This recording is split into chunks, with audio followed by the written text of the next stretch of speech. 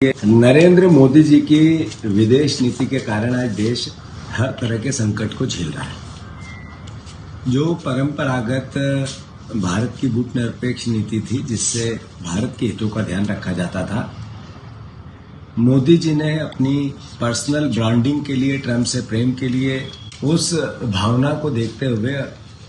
देश के आम जन को संकट में डाल दिया। और सबसे बड़ी बात तो तब हुई तब नरेंद्र मोदी जी ने देश को संबोधित किया, संसद में बात की और कहा कि जैसा कोविड को लेकर देश ने एकजुटता बताई, ऐसे अब आने वाले संकट को लेकर भी देश को एकजुट रहना है। मतलब पहले लोगों को उन्होंने डरा दिया कि आप पेट्रोल संकट आ रहा है, इसी के कारण जगह जगह लंबी लंबी लाइनें लगी है। मध्य प्रदेश 70% मध्य प्रदेश में पेट्रोल डीजल की किल्लत या उसका डर लोगों को पेट्रोल पंप पे लंबी लंबी लाइनों में खड़ा कर रहा है। इसका अगर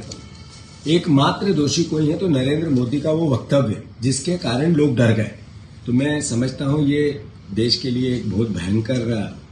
भावनात्मक संकट आ गया है कि देश के प्रधानमंत्री एक तरफ कहते हैं कि आने वाले समय में हमें एकजुट रहना है, जिस भी संकट से आए उससे निपटना है, इसलिए लोग पेट्रोल पंप की लाइनों पे है। और दूसरी तरफ भारतीय जनता पार्टी के मुख्यमंत्री, उनके डीएम जिलों के अलग अलग कहते हैं कोई संकट नहीं है। मतलब कुल मिला के जो राहुल गांधी जी ने देश के सामने शंका जाहिर की थी कि नरेंद्र मोदी के रहते अब ये संकट नहीं टल सकता है, और वही हो रहा है।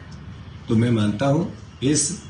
पूरी परिस्थिति में कांग्रेस पार्टी का दायित्व सकारात्मक देश के साथ खड़ा रहने का है, देश की जनता के साथ खड़ा रहने का है, और किसी भी परिस्थिति में हम आम जनता को कैसे सहयोग कर सकें, देश के लिए कैसे काम कर सकें, इसके लिए कांग्रेस जनों को प्रयास करने का समय है। सर प्रशासन कह रहा है कि जो अफवाह फैला रहे हैं उन पर हम कार्रवाई